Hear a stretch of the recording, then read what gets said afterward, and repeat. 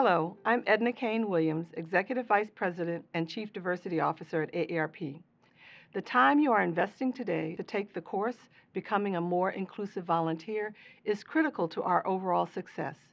At AARP, we are working to uplift the voices and experiences of all people. As an AARP volunteer, we need your help to embed diversity into our advocacy, education, and outreach work. This training and others like it are examples of our commitment to the concepts of diversity, equity, and inclusion for the 50 plus. As we all work to fulfill AARP's mission to empower people to choose how they live as they age, we must remember that AARP's founder, Dr. Ethel Percy Andrus, saw the power of uniting diverse and inclusive voices to advocate for change. Diversity, equity, and inclusion is everyone's responsibility at AARP. Thank you for taking the time to take this training. It will help you grow your skills at becoming a more inclusive volunteer. I'm Derek Young, and let's talk about recruiting and retaining a more diverse volunteer team. Have you ever thought about this? America is constantly changing as a nation. And as you look at social media, as you watch national media, if you're like me and you still like to pick up a newspaper every now and then, you realize that our country has always been changing. And in one of the most significant ways, our country is better aware of the great diversity that exists from sea to shining sea. Well, when you think about AARP wants to reach people of all sorts of backgrounds with quality services, great information. And what you do every day as a volunteer helps to make that a reality. So the thought here is, how about the diversity that surrounds us be matched by the diversity of our team? Now, let's face it, people who maybe are of the same race, people of the same age group, that doesn't mean they're going to have the same values or the same ideals, but we know that in many cases they do. So our concept here is very simple. How do we get our volunteer team to mirror our local community?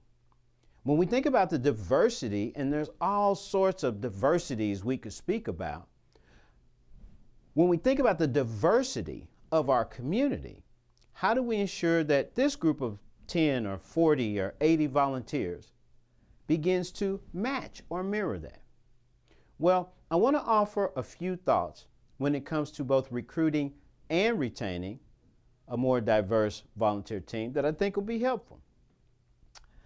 When I work with major corporations or international nonprofits on this topic, you know, the first thing I say this. I say, you know, we always use the term recruit, recruit, recruit. Recruit, recruit, recruit. Great word, I get it. I've done recruiting, I understand it, but I want to say that's not the right word to start with. The word I like to start with, and I'm going to offer to you, is attract. And the question I want you to write down, and the question I want us to consider, how well do you attract a diverse group of potential volunteers? How well do you attract a diverse group of potential partners or sponsors or supporters? You see, I believe if we really want to think about effective recruiting of anyone for anything, we first got to start with the recruiter.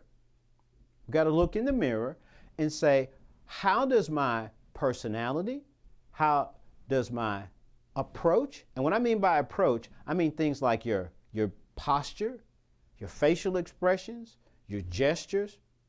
In essence, how does my aura, there's a fancy word, how does my aura impact people who seem different from me in any way? What I've found over the years is when recruiters think from an attraction vantage point, it totally changes the recruitment process. See, most often when we think about recruiting people, we're thinking about how they fit in with us, how they can help us. And that's cool. Listen, I'm not saying throw recruitment out. I'm saying let's not make that the first thought. Let's make attraction the first thought. So, what does that mean for you and for me? I think what that means is you and I have to have a steady appetite for understanding how different people see the world, how different people view AARP, how different people are living their lives. Meaning, the more narrow my perspective on people, I believe it's likely the less attractive or the harder it will be for me to attract people who are outside my narrow view. So what you and I think, should constantly be doing to become more attractive to more people is to what? Steadily widen our frame of reference on the world around us. Now notice, I did not say you have to agree with what everyone else does, says, or believes. You don't have to necessarily take up what they're doing. But the point is, the more you know about how other people are living, the more you know about the issues facing those people in your community that might not look like, live like you, the more you're going to be able to attract them to AARP. One quick test is I want you to look back over the past year, and if you've been a volunteer longer than that, 3 years, and if longer than that, 5 or 10 years. And I want you to ask yourself a very important and could be challenging question. Which people have I attracted to AARP? Be they fellow volunteers, be they donors, supporters, you name it. Who are the people I have attracted to this organization? Not, listen now, not recruited, attracted. Secondly, once you get that list, I just want you to just ask yourself some honest questions. Do I see that this group is exactly like me, somewhat like me, very different than me? The point is, I want you to really study the diversity of people you've attracted to the organization. That might give you a clue on some areas where you need to be what? More intentional. Where you need to be what? More focused to ensure you're reaching people from different parts, segments of your local community. So again, the first key here is that your attractiveness, if you will, or other people being comfortable with you, other people feeling you really want them to be a part of AARP, I think that's a strong foundation. The second foundation within recruitment, it's a term that I use in another one of our video sessions. It's acceptance. When we talked about belonging earlier in another session, we said that belonging has somewhat of a pattern, a flow to it. First, people feel welcomed, then they feel accepted. Now, when I was working in the corporate world back in the 80s, one of the words that came out a lot was the word assimilation. Assimilation. My definition of that is, I want to recruit you if you're willing to do everything possible to look like me, talk like me, think like me, interact like me. We want you to assimilate. Now, what I want to recommend is that when we think about being a more inclusive volunteer, when we think about recruiting and retaining a more diverse volunteer team, I'm going to recommend we steer clear of assimilation and we focus on acceptance. Meaning, we accept you, possible potential AARP volunteer, partner, donor, sponsor, as you are. And we want to bring you into the fold, if you will. Now, we have a set of values, we have a set of guiding principles that we'll need you to follow, but we want the you that's you. Well, remember, let's go back to that word, attract. Who do you think is going to be more willing to lend their time, their talent, and their treasure to AARP? A person who's being accepted or a person who's being asked to assimilate? Obviously, it's the first. So again, I want you conceptually to think about, as you identify new volunteers, as you identify new partners, go into that with the mindset that says, I'm not looking to change someone to be like us. I'm looking for someone who has some of the great talent, skills, knowledge, information, network that we need. Now, you notice I said recruit and retain. That's very important. I've seen, and I bet you have seen, a number of instances when people are effective at actually attracting and recruiting diverse people, diverse backgrounds, diverse talents, diverse skills. You've probably seen that. But then within a year or 2 or 3, they leave. They become disenchanted. They disengage. Obviously, we don't want that for you. So when we talk about recruiting and retaining, here are a few things I want you to consider as an AARP volunteer. You know, when you create a team, every time you bring a new person onto that team, you got a new team. You may even want to write that down. You see, you're familiar with each other. You have a certain way of working with each other. There are certain dynamics that already exist, right? Well, now you brought in a new person. Let's say you bring out DY in, all right? You brought me in. Now I'm one of your fellow volunteers. The team dynamic has changed. Here's something I really hope you get. These words are going to be simple, but this is a massive point. Whenever you add new volunteers to your team, you've got to reset the team. Resetting the team helps you retain people who are different in any way. Resetting the team has all to do with making sure everyone's clear of roles and responsibilities, making sure everyone's clear of the opportunities that exist, making sure everyone's clear of sort of the values and the rules that apply. The point is, when you bring a new team member on, especially if you've done some work to try to identify someone who is diverse in some way, that notion of resetting not only helps the new person, it helps the whole team.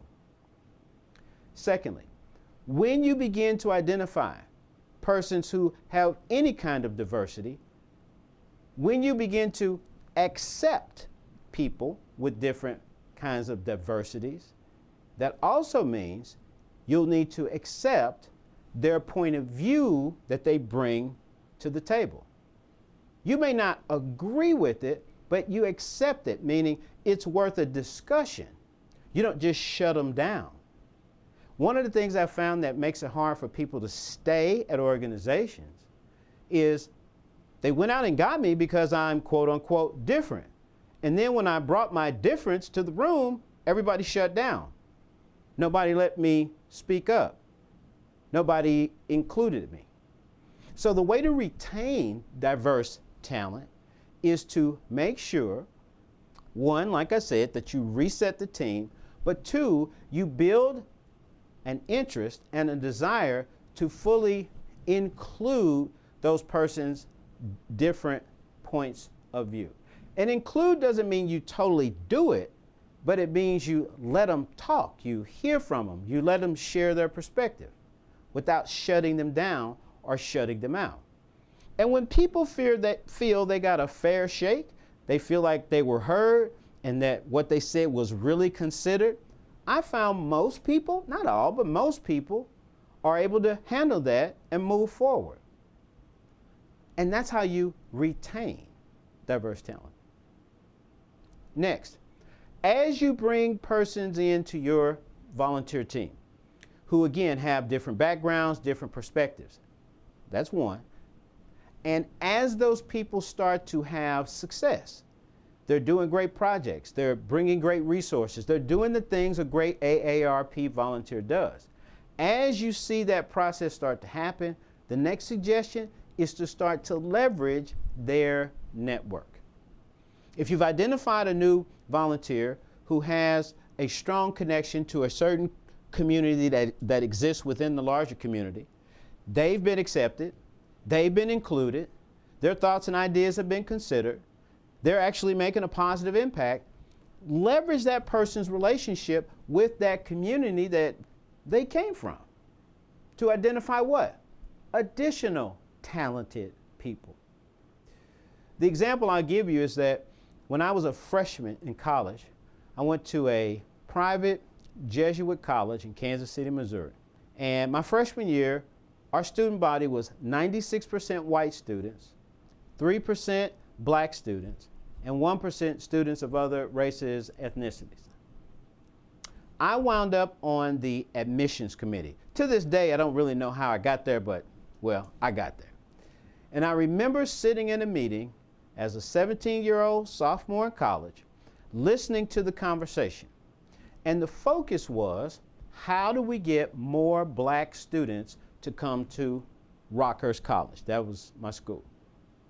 And as I sat there and listened and I took it all in, something struck me. So I raised my hand.